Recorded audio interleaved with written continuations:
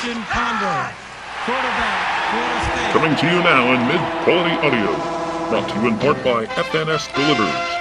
From your Vikings game day headquarters, right Mandarin at the Eden Prairie Center. It's football talk like you've never heard before. Get ready for America's favorite Minnesota Vikings podcast. With your hosts, Sticky. I really hated what he did. I hope he starts on fire. And Bun. You have gotten naked and are standing right in front of me and are doing thrust. It's the Sticky Buns Fun Time Happy Football Program. Ladies and gentlemen, Sticky and Bun.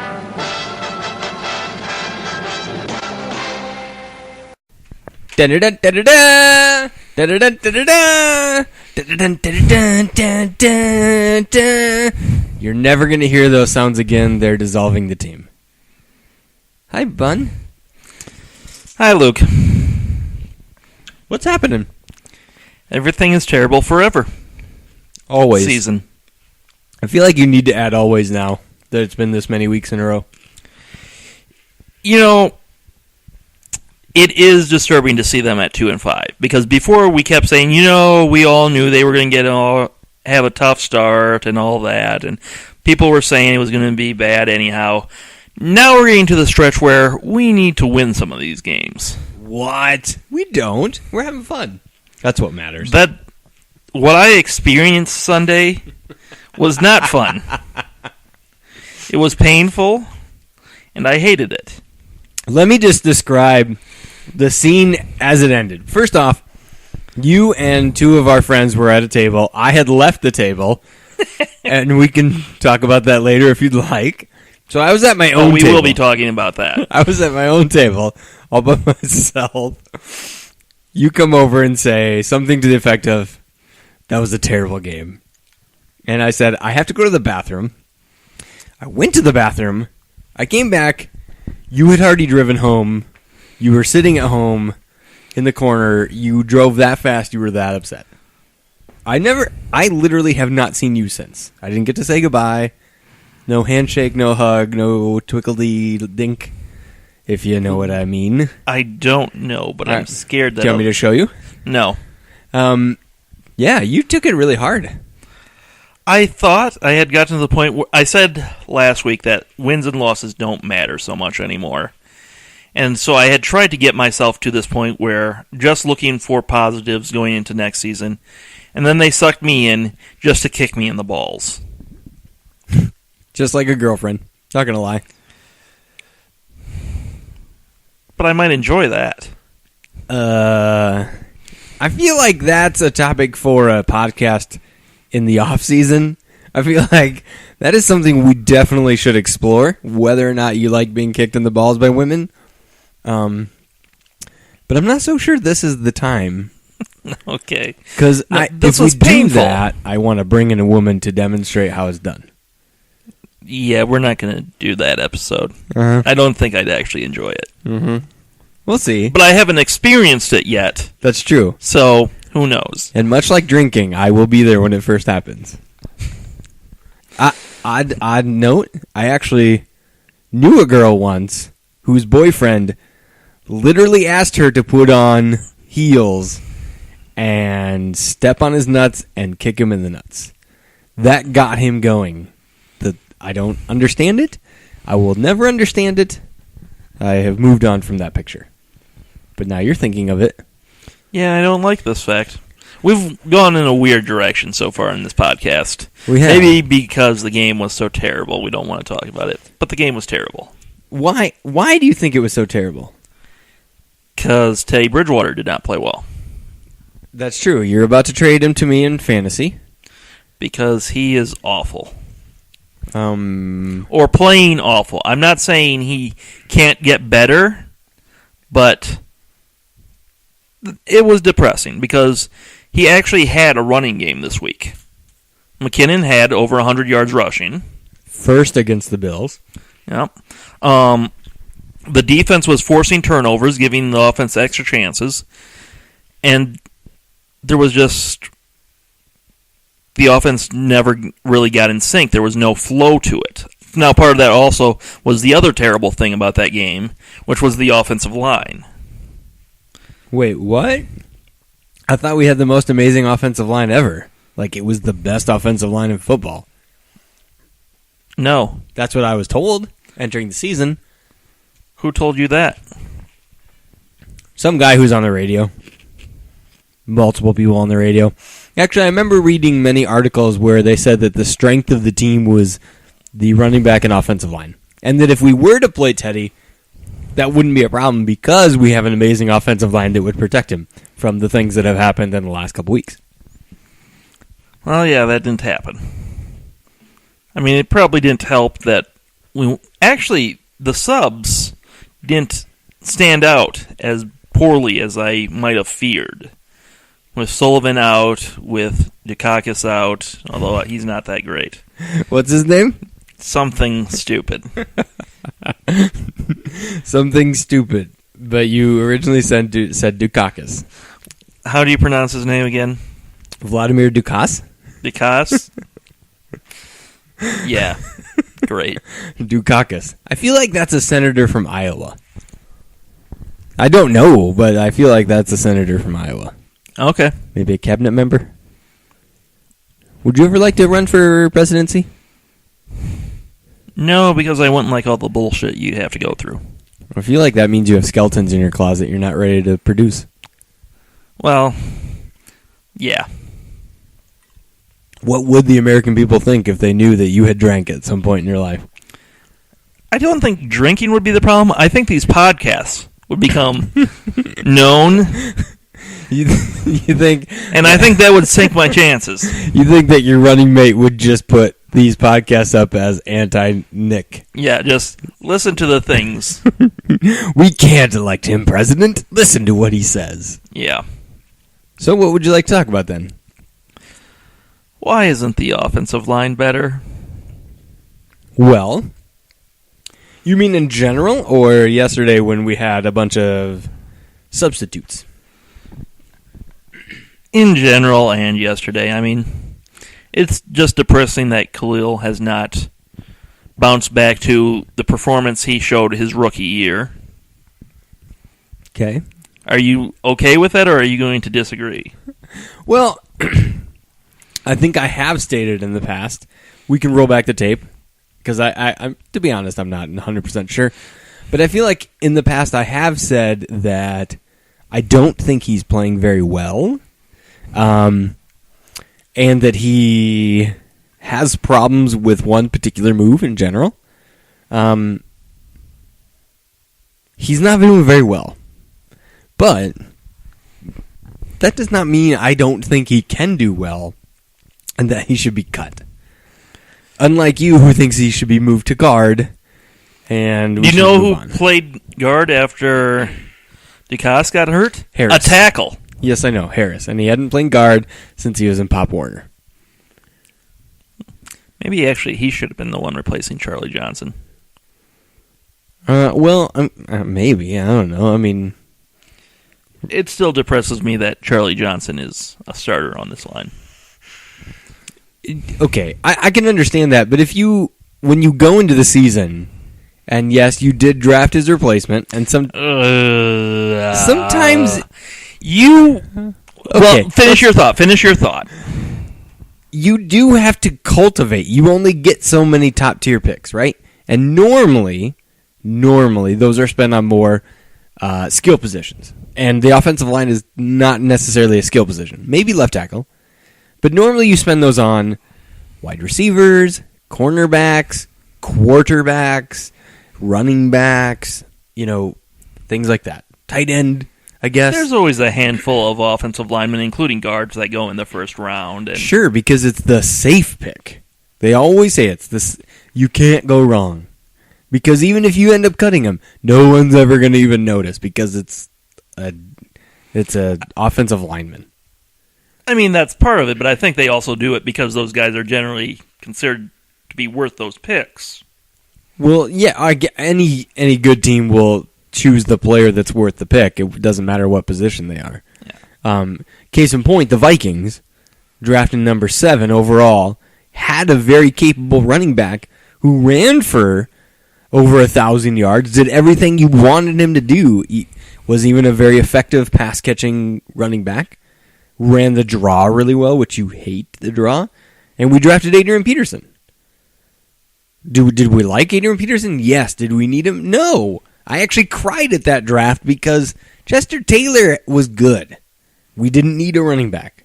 I was short-sighted. I didn't see the value of what AP was. So, yeah, I mean, and last year we had Christian Ponder, and we drafted Teddy Bridgewater. Did you need Teddy? No, Yes, had you Christian did. Ponder. Oh, dear Lord. I love it. I love making you squeal. I'm just not sure I agree with your premise that you don't normally pick up these guys in the earlier rounds. But, okay, you can get them in the earlier rounds, yes. But my point to you, and we discussed it yesterday, was you specifically said you have to get them in the first round. No, I did not specifically say that. Oh, you totally did. I did not say anything close to that. I said if you have a problem spot and you were trying to draft someone who was going to come in and take that guy's job or at least compete for it, you need to draft earlier than the 5th round. That's not necessarily true, though. Now, see, there are times where late-round picks come in and surprise everyone and steal those jobs, and that's great. But if you have a problem area and you identify this as a problem area, you can't say, oh, well, I drafted a guy in the 5th round, the 6th round, the 7th round, so everything's taken care of. Everything's happy and rosy, and everything is great. I drafted a guy with the last pick overall, and so now the middle linebacker spot is filled. What that was actually trying to go back to. You really like late round picks. You seem to have higher expectations than anyone else. No, For because the last couple of years, you've been telling me how we have our new next middle linebacker on the roster. we do. I don't.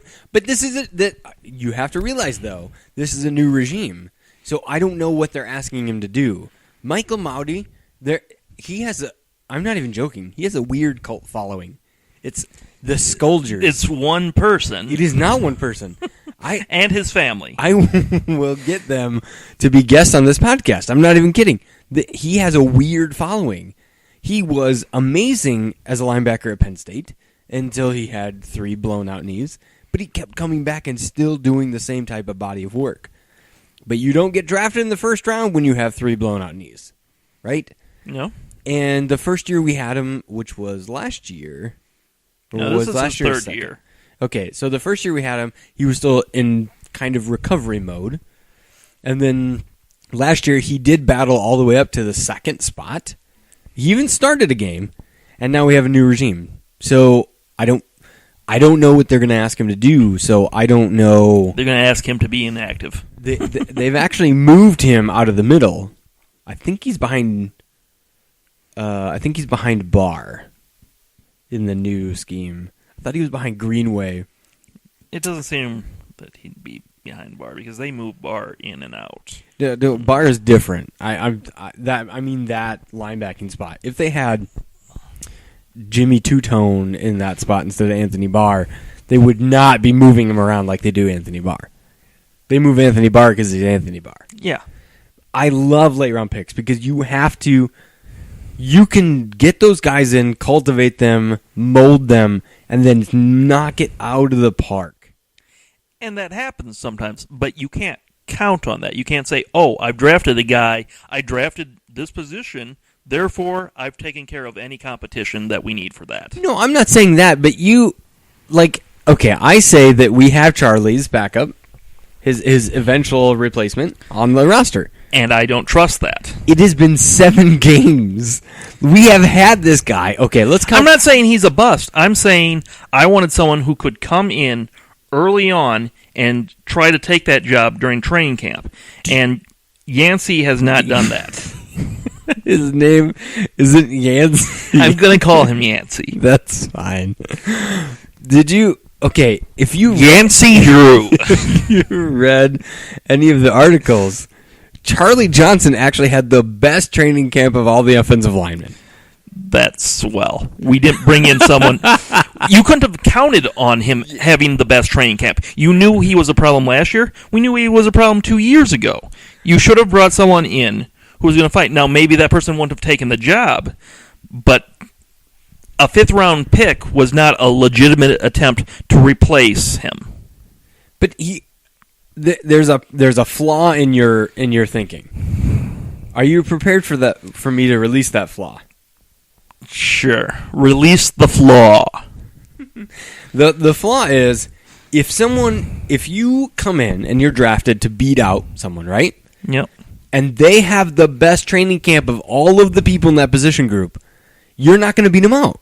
Well, yeah, that's fine. If that's what happened, that would have been fine. That is what happened. No, it's not what happened, because they didn't bring in someone who was going to legitimately take that job. Because if we brought someone who's going to legitimately take that job, he would have done it during the first 2 months of the season. Stop taking photos of me. No, I was actually texting you. Offensive linemen, one of the biggest things you have to have is continuity. Because, go ahead. Would you like to interrupt? Finish. Because of the protection schemes that you have to run. Now, one of the friends that we sat with during this game seemed to think that there is nothing that an offensive lineman ever has to think about, and so they're stupid if they can't make it work. That is not reality, and I pointed out that some of these playbooks are thousands of pages, and he said, "That's stupid."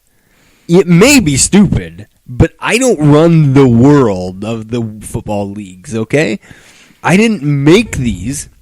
There are only so many running plays, only so many passing plays. Does it have to be thousands of pages? No.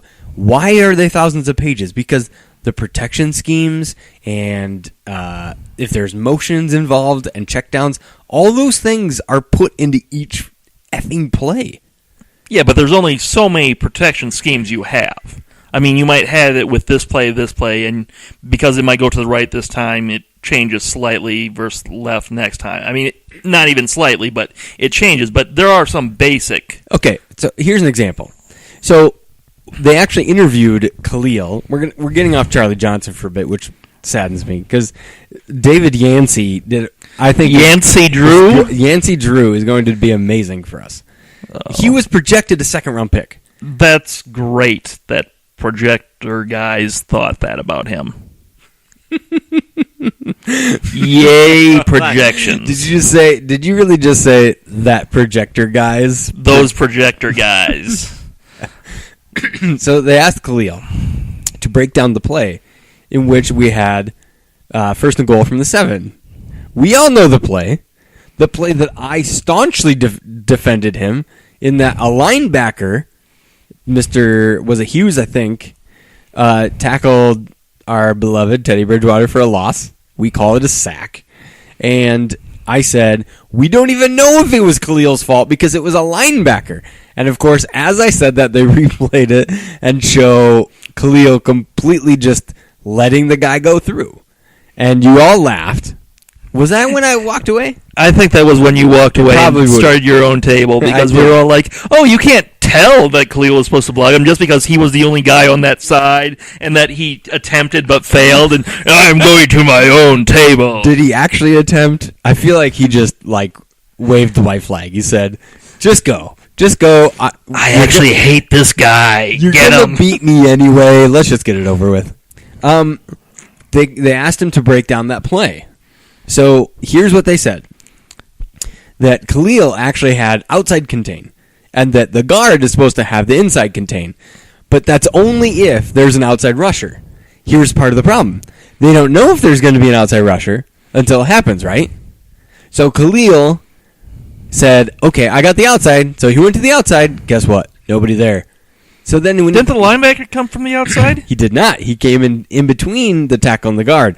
But I thought he started outside and then shot in. He didn't. And the guard actually helped double team with the center.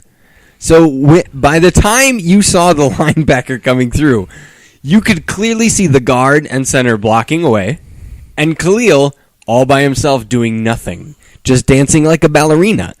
Now, is it? I've danced like a ballerina, though. That is tough. Don't make fun of that. It is tough, but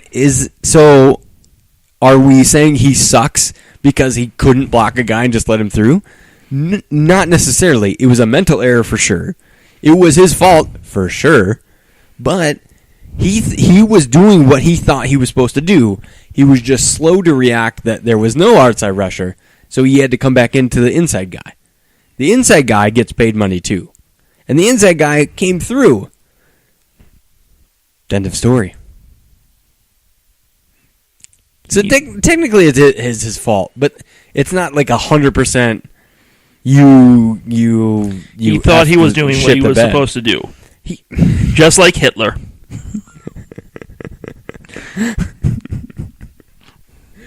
I am really glad that I brought you Ultimate Nachos today because you are on your A game. That's why I keep taking pictures because you. So you are taking pictures. I plead the fifth. You are going on these rants that I really need to be videotaped, and because your face, you get very involved with what you're talking about. Your face is gonna explode. If we don't start winning some more games, that might happen. I am surprised you didn't explode yesterday in general. Oh, I was not in a good mood yesterday afternoon, and no, we were talking before the podcast. Would I be a happier person if the Vikings just ceased to exist? They were contracted or something like that happened, and I'm not sure what the answer is to that. But both you and Jeff seem to believe that I would be happier. But for different reasons, right? I said in the short term you'd be unhappy because you'd slightly miss it. But in the long term, I think you'd realize how much pain you receive and you'd be happier. Jeff, on the other hand, said that you'd be completely miserable on the outside, but you love misery, so you'd be so much happier inside. Yeah. I'm a season ticket holder. In the old and new stadium. Yep.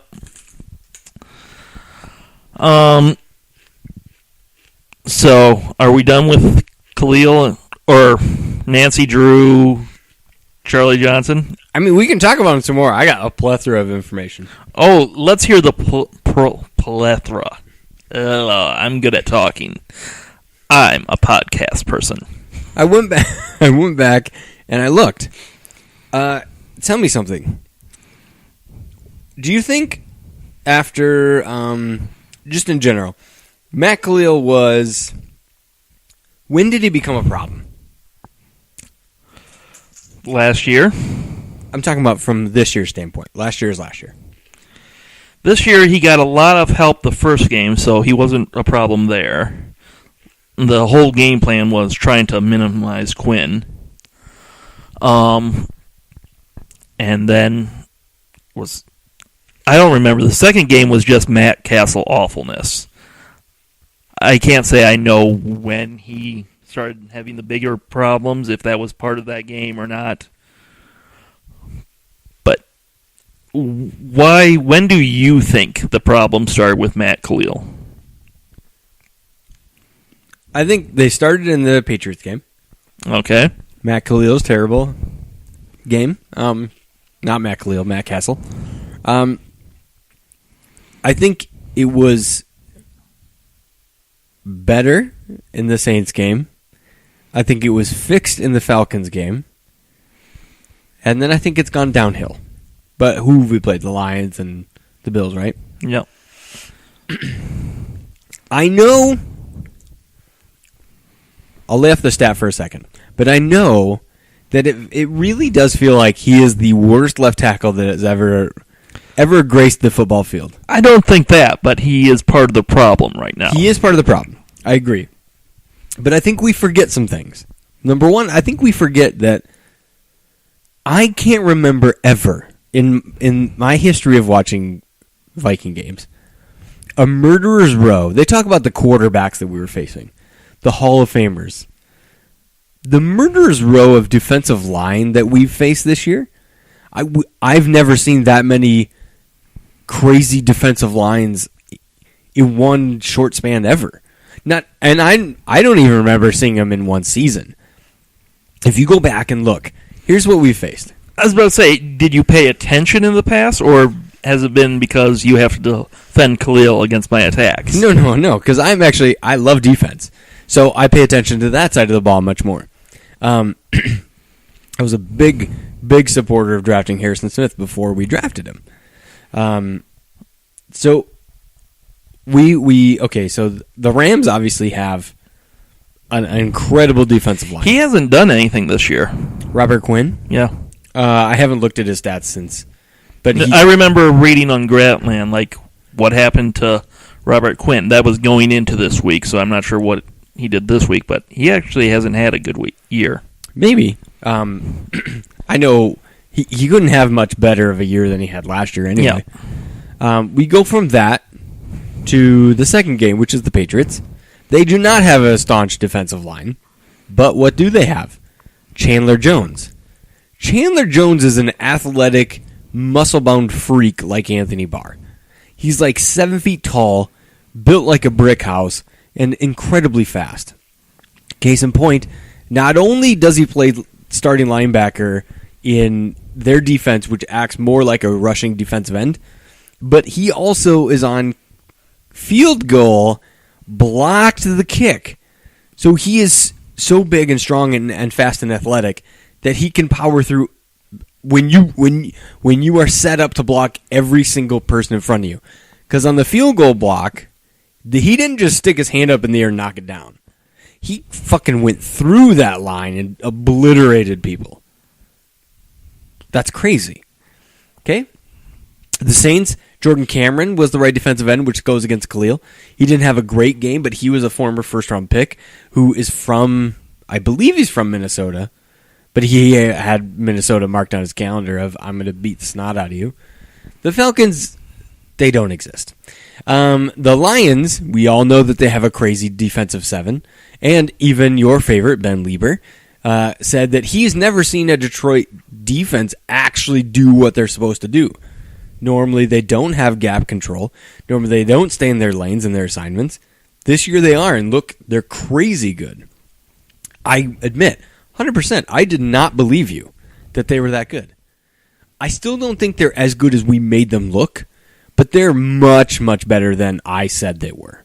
Okay. Incredibly better. But most of it stems from their defensive tackles and ends. You move on to, who's next? The Bills. Number one rush defense. This is the defense that was holding people to under 70 yards as a team in rushing. Under 70. Had not had any running back score on them. Had not had any running back top 100 yards. Obviously not, since the whole team was under 70. And they were getting crazy sacks. What I think last year, one of them had 14. 3 of them had 10 each.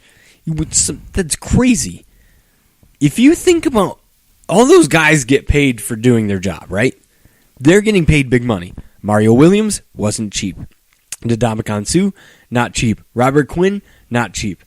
We're facing all of those guys.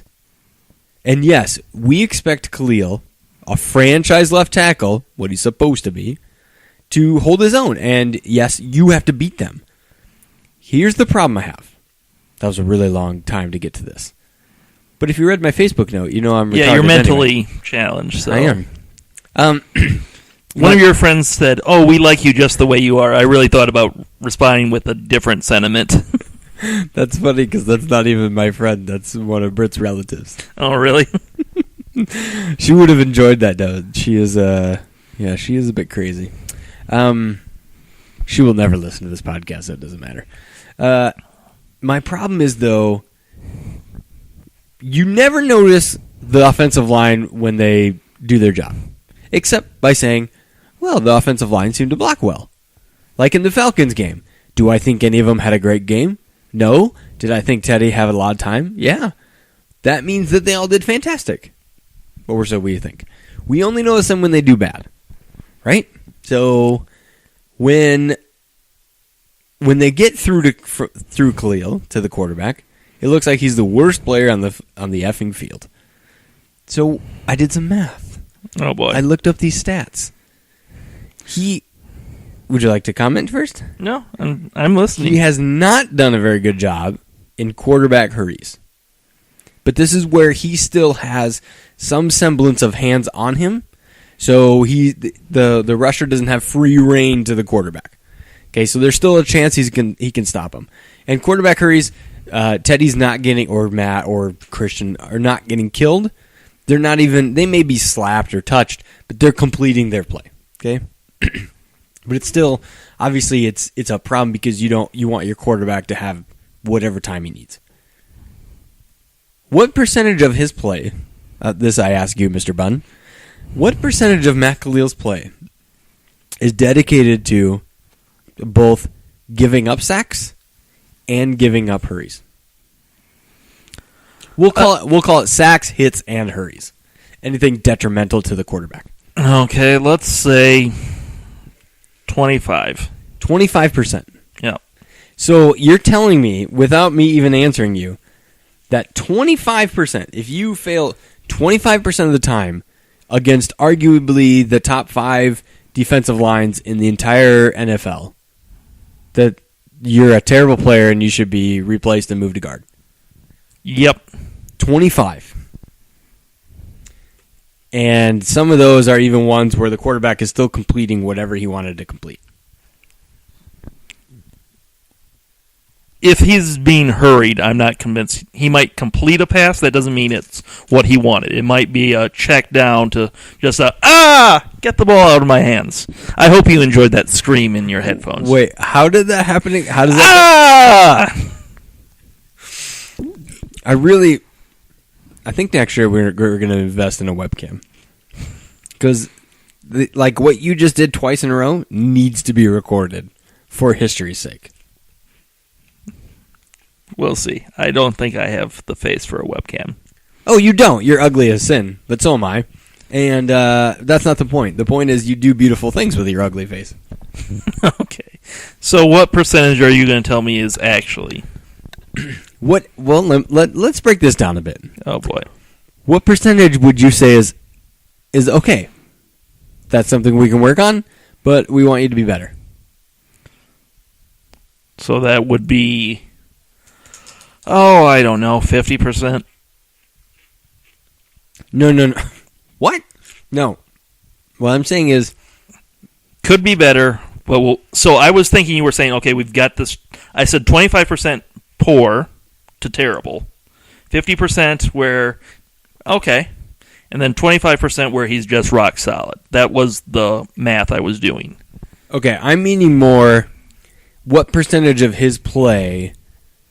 So when you said 25, I was assuming you meant 25% of every play, every pass play, he is god-awful. Gives up at least a hurry. Okay. Now, what percentage of plays would you be okay with poor plays? I mean, zero. What would be my acceptable? Oh, boy. Acceptable. Obviously, room for improvement, but you can work with this. It's a little lump of clay. You're going to take it home. You're going to beat the hell out of it, but you're going to work with it. See, this depends. I mean, hurries, I'm okay with a percentage of hurries, but when some of them are just flat-out sacks, well, then even a small percentage. If you're giving up 3 sacks a game, that's not something, I can work with that. Sure. So, I don't know, 5 to 7%? 5 to 7? If that's including the hurries and stuff. But if a large percentage of this 7% is actual sacks, then it changes. This includes sacks, hits, and hurries. Yeah, so 7. 7. Do you have any guess at what Matt Khalil is currently at? I don't know. 7? Nope. You're very close, though. 5. 5% of the time. I find that hard to believe. Where do you think I got this information from? Ben Lieber? No. I don't know. But we both looked at that whole Reddit series. We did. And it was not 5%. But, okay, here's the problem I have with it. Let me see if I can bring that up, because I had a problem with that whole Reddit thing. I read it. It was incredibly involved. I feel like whoever wrote that just literally has no life at all. We could be friends with this person. We definitely could be friends with this person. Photos. There's sticky buns. Oh wait, would it? How do I? Would be? How do I find posts on our page? I'm not sure, but you had a problem with it. Yes. Hold on. I think I got it. Here it is. Here's my problem with it. It does a really good job of breaking things down and going after it. It makes some assumptions, though, and I think some of these assumptions are wrong. I do like the drawing of Mike Zimmer with #faith, though. Clearly, this person is from Minnesota because, they wouldn't know what #faith is. It takes some presumptions. First off, things like he doesn't have a good punch right now, the initial hit on the offensive lineman. This caused multiple other issues. Those are 2 different points on this guy's article. So it looks like he's got a lot of points. That's really 1 point. Okay. But my biggest problem was he goes through all this, blah, blah, blah, blah, blah, and he's got charts, and he's broken it down all the way. Jesus Christ, this is so long on a phone. Here we go. The very first comment. Very first. You ready? Khalil is screwed either way on this play. Play 18 against the Lions. Because the Lions blitz 6. And with Asiata supposed to leak out of the backfield for the pass, Khalil is facing 2 pass rushers.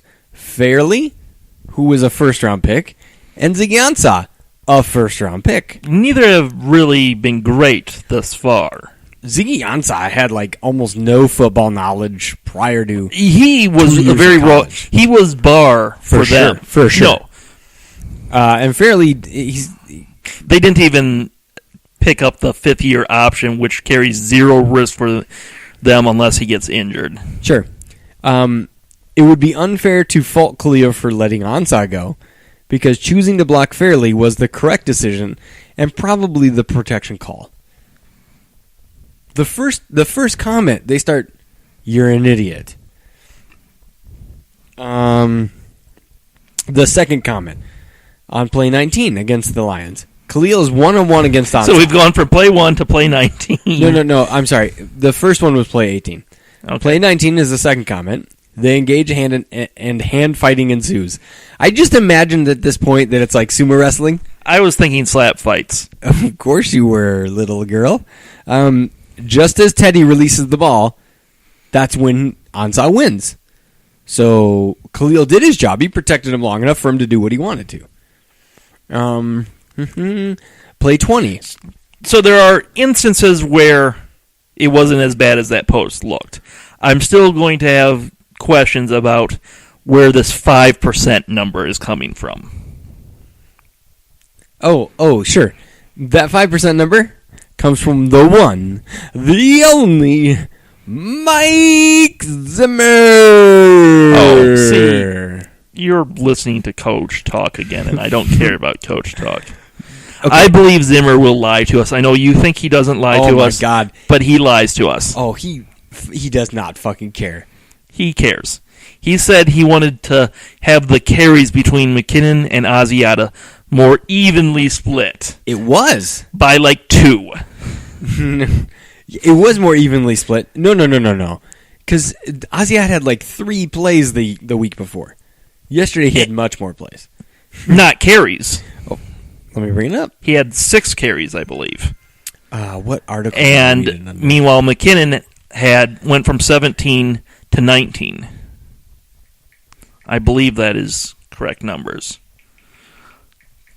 So, evenly, he gained 1 carry on McKinnon, if my numbers are correct.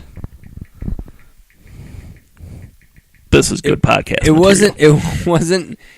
It had nothing to do with carries. It had to do with snap counts. See, I'm not concerned about snap counts. He was talking, we want to even out those carries. You'll have to find the quote, because I agree the snap counts were pretty close. I'm not sure the snap counts were actually that far away in the earlier game either. It was carries. Because Asiata plays a lot on passing plays, and I'm fine with that. But sure, but in the Lions game, he almost didn't play at all. Like he literally almost didn't play. That's where he wanted to even it out. And Asiata had a fair number of carries yesterday, as well as played it off a lot of other places. His fault right now is he's being outproduced. Yes, his fault is he's not as good. Although I really wish that everyone who listens to this podcast could have watched you yesterday. My favorite parts were when you would yell, Asiata, even on like a 10-yard run, and then we would all point out that wasn't Asiata. Well, of course it wasn't. It was a 10-yard run. It was Felton getting in the first 2 carries in like 3 years. But then you'd immediately cheer, even though you had just booed it. And then one play, Asiata got 11, and you're like, Asiata. That's because there was a big hole, and McKinnon could have taken that much farther. What did I do to you the rest of the game? Up until I left. I don't know. Every time McKinnon ran the ball, I said to you, Asiata would have gotten it so much faster. Oh, yeah, you did that. Oh, that was terrible. It was awesome. Let's move on from the offensive line. Okay. Do we need to talk about Bridgewater? I mean, we can.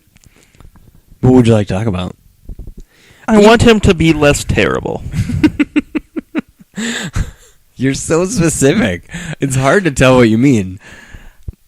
Better completion percentage. Okay. Better ball placement. Okay. Less his fault, but fewer sacks, being quicker with making decisions, sometimes making the decision to throw it away. Sure. Okay, so during the broadcast, they showed Greg Jennings talking to good old Teddy on the sidelines. I really wanted to know what they were talking about. I didn't think the game was out of hand, so I didn't think they were talking about the game. Well, the game wasn't out of hand at any point in that game. Until 2 seconds left. I thought they may have been talking about popcorn or their favorite movie or something. That's what I imagined at the time. See, it's funny. You think they're talking about that. Both Fred Jackson and C.J. Spiller got injured in that game, and there were people talking to them. And what did I say during that? You really hoped that coach was secretly and silently berating them. Yeah, just, you're a terrible, seeming really calm outside, just, putting your hand on the back. You are a failure as a person. You will never play football again.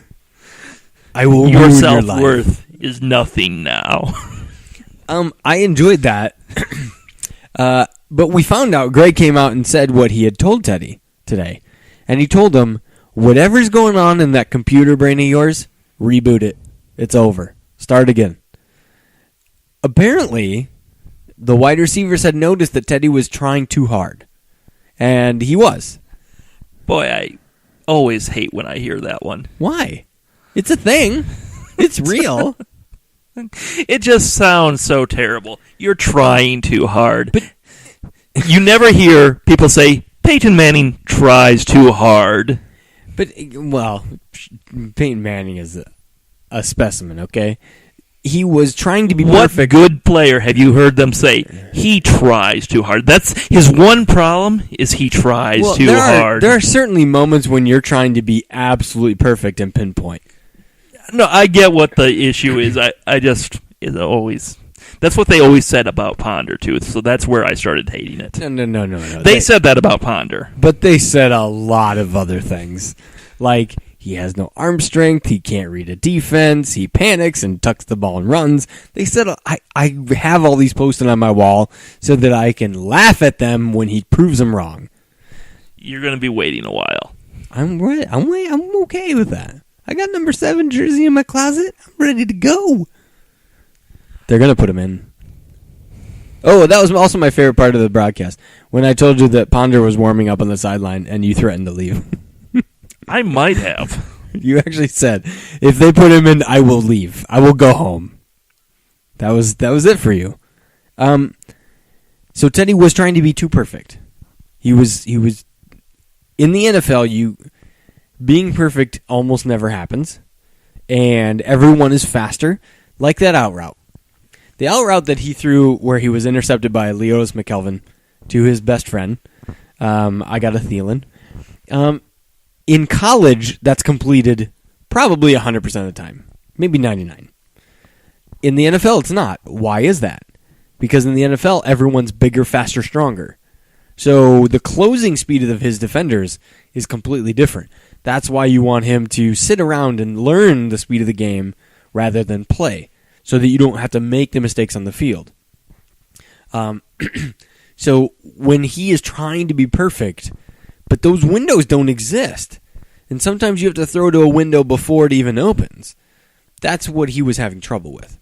That's what he was supposed to be good at. Absolutely. But this is different. Yes!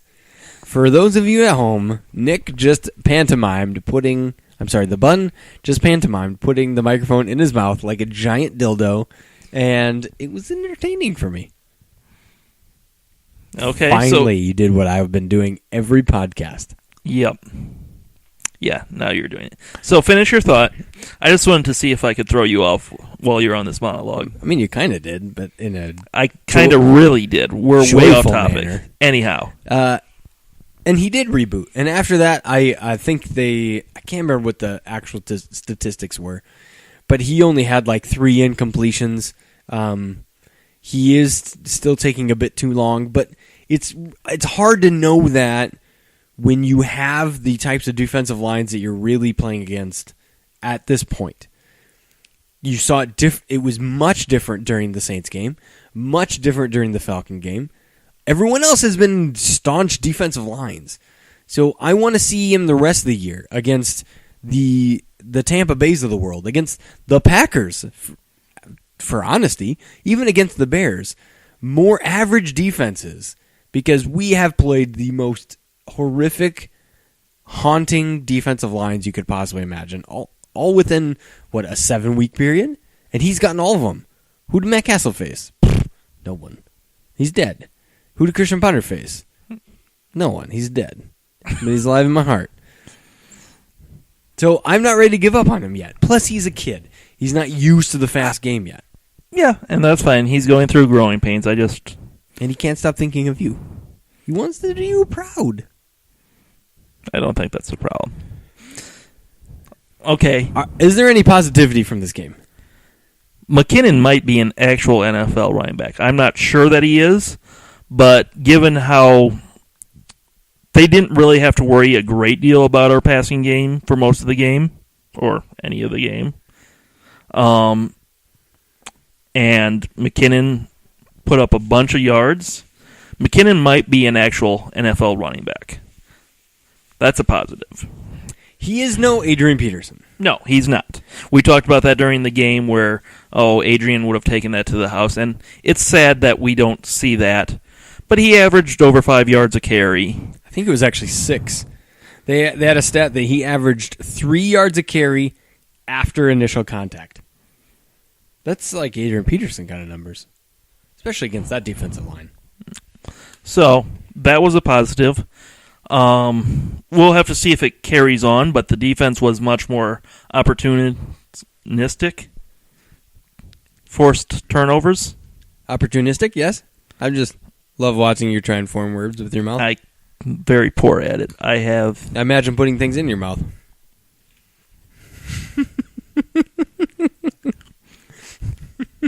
I'm rebooting now. I threw you off big time. Yeah, you did. So, I mean, that last defensive drive was depressing, especially the 4th and 20, the 3rd and 12. But the defense played overall very well. I'm sure they would point out that if C.J. Spiller hadn't gotten hurt, things might have been different because on one run he went 53 yards, and he's exactly the type of running back that scares me with this defense. Right now, anyway. Yeah, that's what I said. Or what I meant, anyhow. I'm not sure what I said.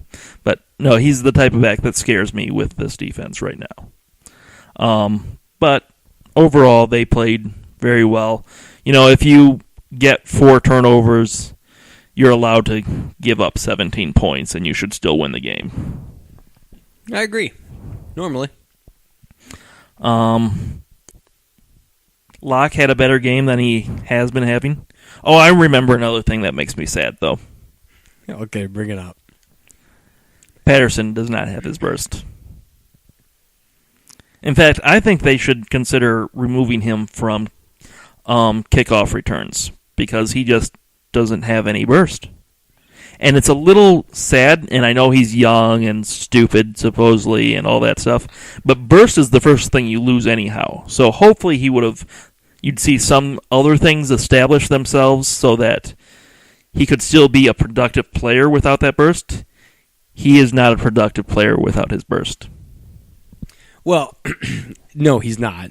But the only thing he was really bringing to the table was burst at this point. So that would, if you lose that... Well, hopefully he was developing other skills, but apparently no. Or at least not yet to the point where he's productive. Sure. There obviously was a reason that last year he could not get onto the field at all until the very end. I mean, let's just be honest. And this is now a completely new offense. So are we really surprised that he's not getting that involved in the beginning, where he has to relearn everything? I thought Norv was going to be this guy who could bring simple plays that would get him involved. Sure, but so you've got a couple problems with that. Number one is the problem that he doesn't have burst. He doesn't have burst. All those plays were dependent on him having burst, and he doesn't have burst. But if you think about it, not having Adrian Peterson changes a lot of your It changes offense. a lot of our offense. Patterson doesn't have burst. Wait, do you think Patterson has burst? I do not think so. Weird. I've never heard you say that before. If you take Adrian Peterson out, okay, you do have, and we've now seen it start to happen where you're changing things up, but you all of a sudden lose Adrian Peterson without knowing you're going to lose him, much like the injury. All of a sudden, defenders don't have to necessarily stay back a bit, because if you send all the defenders like you are now against the Minnesota Vikings, because it's a rookie quarterback, and you miss the first tackle on Adrian, it's over. He's running 70 yards every single time. So you stay back just a bit, and that helps Teddy. That helps the offensive line. Lose Adrian, now they can just throw caution to the wind. Okay? But that also slows down the amount of time that Teddy has to get the ball out. So, for example, and you even yelled it yesterday, there was a play beautifully designed for Patterson, where it was... And if he had burst, it would have been completed. No, I'm not talking about that one. Oh. It was a quick... Oh, are you talking about the triple fake thing where they didn't hand it off to Pat? Nope, I'm talking about the... He was running a shallow cross right across the middle. And his defender actually fell down, so he's wide open. But by the time that window opens, the defensive line is already at Teddy, and now Teddy's being sacked. But you can't give Patterson credit for his defender falling to the ground, and No. he found an opening after his guy fell to the ground. You're right, but the defender fell to the ground trying to get back to Patterson. Patterson had beaten him off the jam, oddly enough. Never thought that would happen. He had beaten him, and the defender falls trying to get back at him because he actually is reaching out and then falls. So he was open anyway. But he doesn't have the route running preciseness that Greg Jennings has. If he did, let's say like Josh Gordon. Josh Gordon was amazing under Norv Turner. Well, I mean, I don't think we're disagreeing. We're saying it would be nice that he had that. He doesn't, and that's a little sad. Yet. Give him some time. Give him some time, Softy Pill. What did you just call me? Softy Pill. Okay. There's no reason. I'm just going to be honest. All right. That was all my thoughts. Except for when you talk to Norv Turner next, because I know you talked to him, Maybe I do. tell him I want my fucking flea flicker. Who's he going to pass Where's it to? my fucking flea flicker? To Teddy? No, I'm sorry. What? I'm sorry. I was thinking of something, a completely different play. I know you what a mean the flea flicker is. stupid play where they throw it back to the quarterback that almost got Andy Dalton killed? Yes, but he scored a touchdown instead. Yeah. It would be interesting to see a flea flicker. But I think it's easier to do with Adrian Peterson than it is with what you have now. True, but I'd still like to see it. And McKinnon, he's not Adrian Peterson. He's not feared yet. But it's getting better where they're going to have to start respecting it a bit. Yeah, flea flicker. I want my fucking flea flicker. Okay, I'm fine with that. I still want us to line up with 2 quarterbacks in the backfield, No, direct snap it to Christian Ponder, and have him run. I told you I didn't want to see Ponder at Vikings games with a jersey on in the crowd. I certainly don't want to see him on the field. I remember us having a discussion on whether or not in St. Louis, if they should just trade him mid-game, just hand him his bags and just walk across. Yep. At halftime, just walk. Well, to we 50. all said after the game they should have just not let him on the plane. Just stay here. Was it you or one of our friends that said just give him a bus ticket, get home on your own if you need to get your stuff? Yeah. I saw a lot of positivity. A lot of things are going well. We do have to recognize this is a slight, not a complete rebuild, but a slight rebuild because it's a new scheme. Players are doing new things. Some of the players that we used to like and were doing well may not be on the team next year because they're going to be replaced with different players. For instance, I wasn't sure if Greg Jennings would be back next year anyway because of his price tag. I'm 50-50 right now. He doesn't fit Norv Turner's offense. Norv Turner is a deep pass. He doesn't really get deep. But he's really good at route running, getting open, and being kind of a possession receiver. But do we really want to pay him that much? And you need a veteran at some point. Yeah. So I think you just stick with him because Teddy knows him at this point. Unless there was some real clear area where you were going to get someone a lot better than him that he was holding you back. But I think you keep Greg Jennings. But that's a post-season talk. Yeah, and we'll break that down at some point. So it's a bit tough to gauge, but what I like to see is improvement. This defense, this is like the stuff dreams are made of. And yes, we don't want them losing in the last 2 seconds. Yes, on a 4th and 20, you should be able to fucking stop them. I understand that.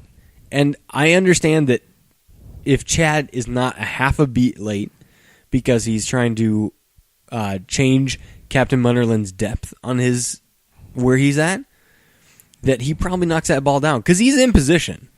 See, that was the sad thing. It wasn't even that he had such bad position. It was Kyle Orton saw that he was turned around, not trying to communicate. Yep.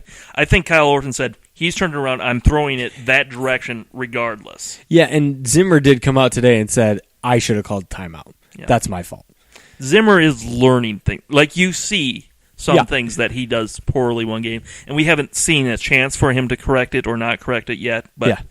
And we've seen adjustments at halftime. Which is nice. When's the last time we saw that? You don't even have to wait till halftime. No! It's like that's nice. I feel like they need to put a camera on the Vikings defensive sideline, like where they sit on the bench, after a series. Because I feel like he's going over there and immediately changing everything up. It's beautiful. Yeah. So this is the same type of thing that happened last year. We lose in the last couple seconds. But this is completely different.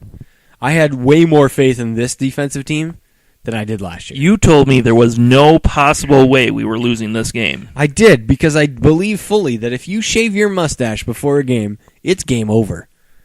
I feel like we were tricked, like he didn't actually shave his mustache. Yeah, that's not what happened. If I find out that any of our guys shaved their mustaches, I might shank them. Good luck with that. Thanks.